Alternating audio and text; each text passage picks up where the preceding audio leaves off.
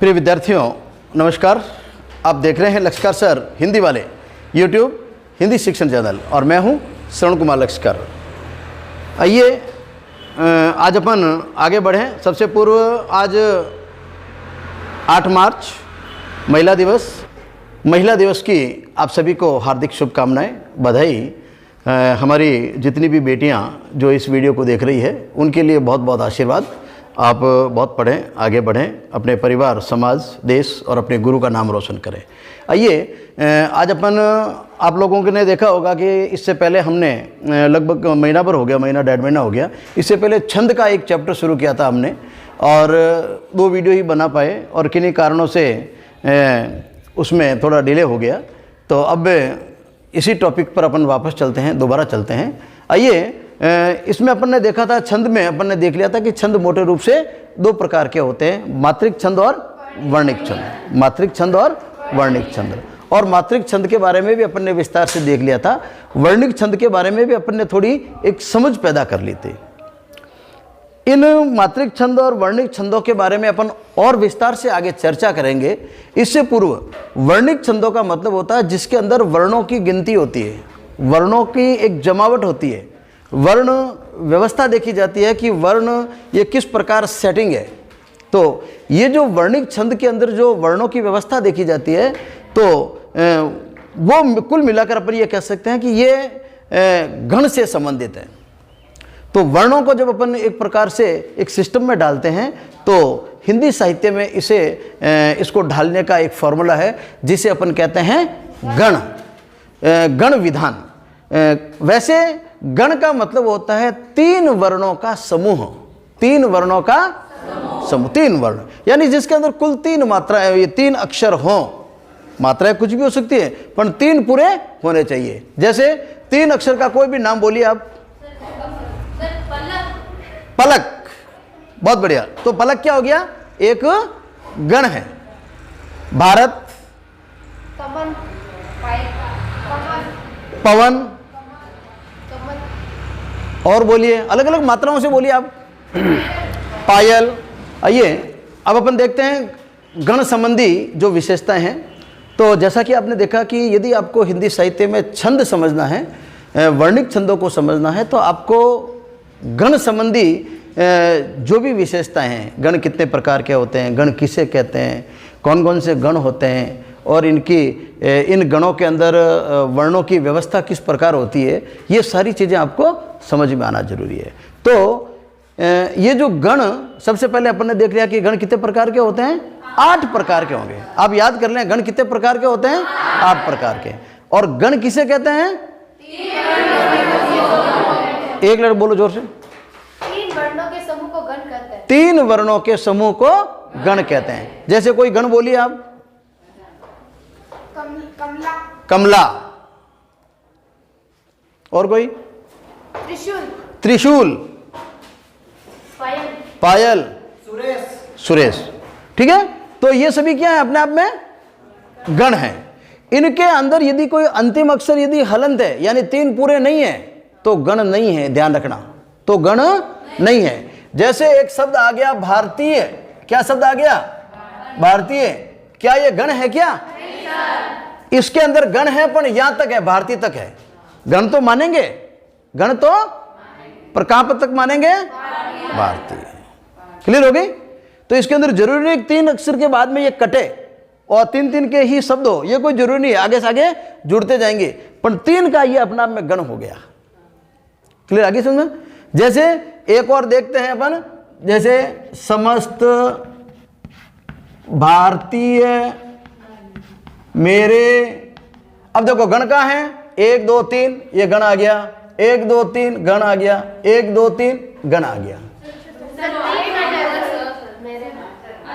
ये आ गया ना, ये है ना समस्त 3 आ गया। 1 2 3 आधा नहीं तो इसको गिना थोड़ी मैंने। हाँ, समझ में आ गई? तो इस प्रकार ये गण, ये तो अलग अलग है फिर भी ये चल रहा तेरे। समझ में आ गई ना? तो इस प्रकार ये गणों को अपन काम में लेते हैं। अब मोटे रूप से अपन ने देखें तो गण होते हैं 8 प्रकार के। कितने प्रकार के होते हैं बेटा? 8 प्रकार के गण होते हैं। अब इन गणों को याद करने का एक निश्चित फॉर्मूला है, निश्चित तरीका है। आप पढ़िए इस लाइन को, जोर से तुम बोलो। यमाता राज भानस लगा। यमाता राज भानस लगा। क्या लिखा बेटा? यमाता राज भानस लगा। यमाता राज भानस लगा। यमाता राज भानस लगा। बैठो, सभी बोले यमाता राज भानस लगा। 5 बार बोले।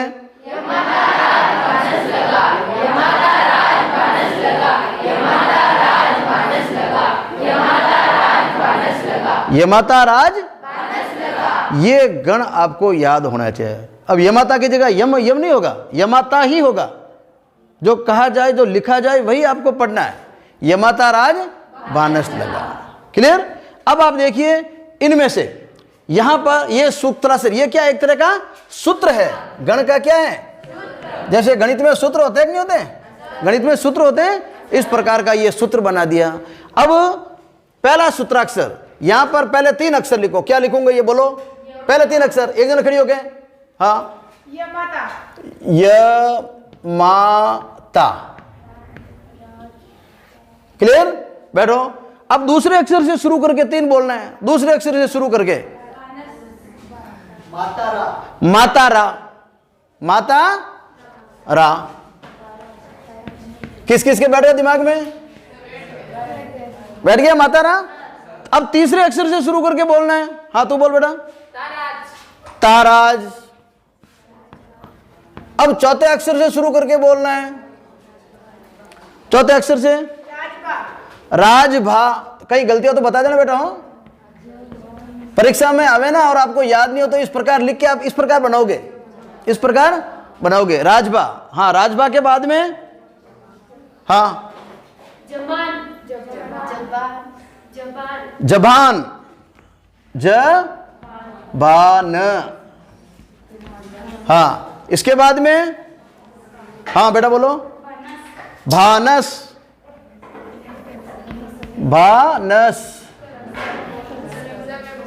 हाँ, आप बोलिए। भानस के बाद में नस्ल। नस्ल। हाँ, इसके बाद में करण सिंह सल गा। हो गया पूरा? इसके बाद में नहीं है? देख लीजिए वापस इसको मैंने कैसे लिखा। ये जो भी छात्र, जो भी विद्यार्थी इस वीडियो को देख रहे हैं, सबसे महत्वपूर्ण चीज ये है कि आपको ये सूत्र याद होना चाहिए। ये सूत्र यदि आपको याद है तो गण विचार आप आसानी से कर सकते हैं। तो ये सूत्र है यमाता राज भानस लगा। यमाता राज भानस लगा।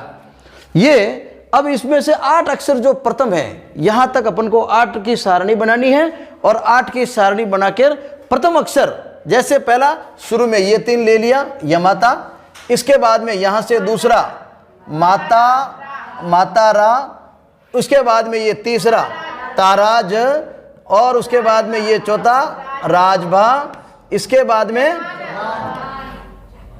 जबान, ये हो गया। इसके इस प्रकार ये अपन इस प्रकार इसके 3 के बनाएंगे। तो 3 वर्णों का मैंने बताया था गण होता ना।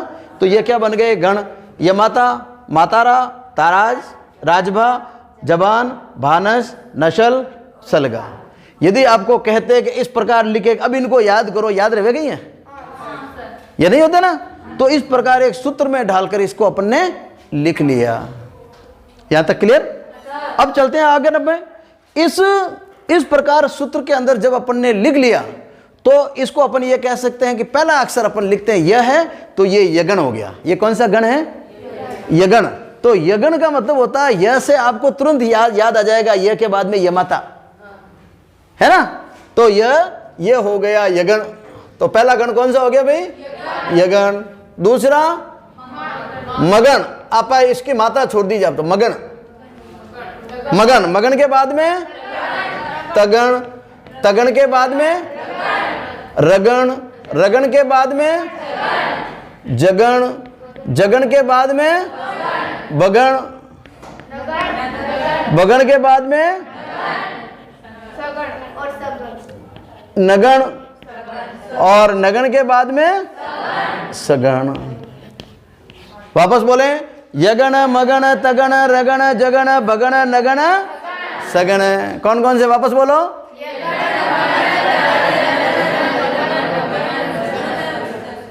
ठीक हो गई? कितने गण हो गए? कैसे मालूम पड़ा? इस सूत्र से। सूत्र कौन सा? यमाता राज भानस लगा।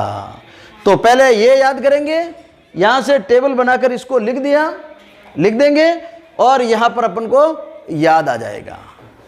ये शुरुआती है। जब आप आगे जाएंगे, बड़ी कक्षाओं में जाएंगे, साहित्य लेखन शुरू करेंगे, तो यगण कहते ही आपके दिमाग में यमाता आ जाएगा दिमाग के अंदर। ठीक है ना? ये धीरे धीरे याद होते हैं। ये धीरे धीरे क्या करेंगे आप लोग? क्या करेंगे? इसको याद करेंगे। तो अब ये हो गया। अब इनकी मात्राएं करना आता, आपको जोड़ना आता है? मात्रा आपने देखा नहीं देखा? यदि लघु मात्रा है तो क्या करते हैं? क्या संकेत होता है लघु मात्रा का? एक। और संकेत क्या होता है? खड़ी पाई। ठीक है? और दीर्घ मात्रा है तो ठीक है। तो इस प्रकार का अपन कर लेते हैं। और मात्रा कितनी जोड़ी जाती है? 2। यमाता का क्या लिखेंगे? 1 2 2। क्लियर? 2 2 2 2 2 1 2 1 2 1 2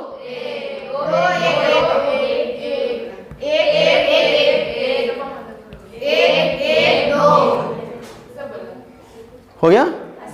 क्या नहीं आया?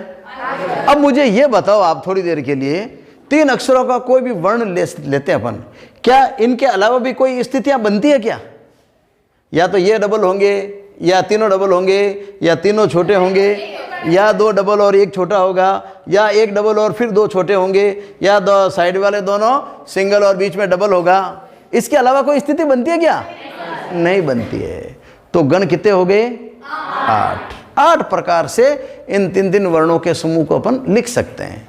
तो वो कैसा है? 8 वर्ण कौन कौन से? यमाता राज बानस लगा। अब यहां पर आप कहेंगे दिमाग में, देखो ये लगा कहां चला गया? इसका क्यों नहीं है? तो ये सिर्फ एक जोड़ने के लिए। ये सिर्फ क्या है? इसको जोड़ने के लिए। समझ में आ गई? ये तुकबंदी जोड़ने के लिए है, या इसकी ये मात्राएं बताने के लिए। ठीक है? तो हम याद तो ऐसे ही करेंगे, यमाता राज भानस लगा, यमाता राज भानस लगा, याद कर ले। क्लियर हो गया यहां तक? अब इसका अपन एक उदाहरण देखते हैं, इनके उदाहरण। अब यमाता का उदाहरण बताइए भाई, कौन बताएगा? यमाता का कोई भी उदाहरण बता दो, जल्दी बोलिए। कोई भी अक्षर बता दीजिए आप। यमाता, यशोदा, बिल्कुल सही है, यशोदा है। यशोदा सही भाई? 1 मात्रा, 2 मात्रा, 2 मात्रा। जैसे विमाता, विमाता, जमाता, जमाता। कर सकते हैं कोई भी? क्या नहीं कर सकते हैं? तो ये उदाहरण हो गया। जरूरी नहीं कि आप यशोदा याद करें, कोई भी याद कर सकते हो। हाँ, मातारा, इसका उदाहरण बताइए। मातारा, पांचाली, पांचाली, गांधारी, पांचाली, गांधारी है। तो कर सकते हैं ऐसा? बैठ गया उदाहरण। अब आप तीसरे आ जाइए, ताराज। बताइए कोई उदाहरण है? ताराज का उदाहरण बताइए भाई। मैदान, मैदान, चलो ठीक है, मैदान। और बोलो। का, पाताल, पाताल। हो रहा है? क्या नहीं हो रहा है? राजभा, इसका बताइए। कामना। ठीक है भाई? यहां तक बैठ रहा है कि नहीं बैठ रहा भाई? कामना। पवित्र, वी छोटी आएगी, 1 मात्रा आगे। और बताओ कोई। विज्ञान से छोटी। और बताओ, और बताओ। विज्ञान सही है? अज्ञान भी सही है। अज्ञान, विज्ञान, और बताओ कमाल, कमाल सरल लिखो आता कि आपको याद आराम आसानी से रहे। कमाल, जबान, जुबान, छोटी ऊ की मात्रा एक ही है, छोटी ऊ की मात्रा में एक ही है, जुबान, घायल, हाँ इसमें घायल, घायल, पायल, भारत, बैठ गया, खूब लिख सकते हैं इसका, पलक, और बोलो झलक, कमल, बतख, ठीक है, सलगा, ममता, वेरी नाइस। अब आप लोगों को समझ में आ गया भाई, अब आप लोगों को ममता, और बताओ सरी, नहीं नहीं सरिता, हाँ छोटी मात्रा, हाँ सरिता,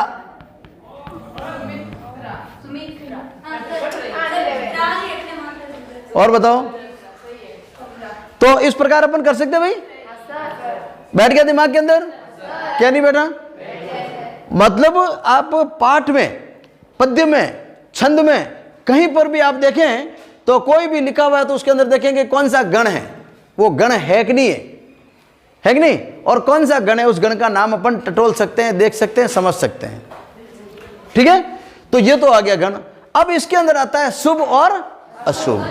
कई बार परीक्षा के अंदर सवाल आ जाता है कि इनमें से शुभ गण कौन से हैं और अशुभ कौन से हैं। शुभ का मतलब होता है अच्छे, शुभ का मतलब क्या होता है, अच्छे, यानी वो गण जिनका ज्यादातर काव्य में उपयोग होता है, ज्यादातर काव्य में उपयोग होता है, वो तो हो गए शुभ। और जिनका उपयोग बहुत कम होता है, अपवाद स्वरूप होता है, वो क्या होंगे, अशुभ, ठीक है, शुभ और अशुभ। अब बताओ इनमें से शुभ कौन से और अशुभ कौन से हैं। अब इनमें आप देखिए कि तगण, रगण और जगण, तगण, तगण, रगण और जगण, ये तीन, और इसके अतिरिक्त एक ये लास्ट है सगण, ये चार अपने माने जाते हैं अशुभ। ये कैसे माने जाते हैं भाई, अशुभ माने जाते हैं।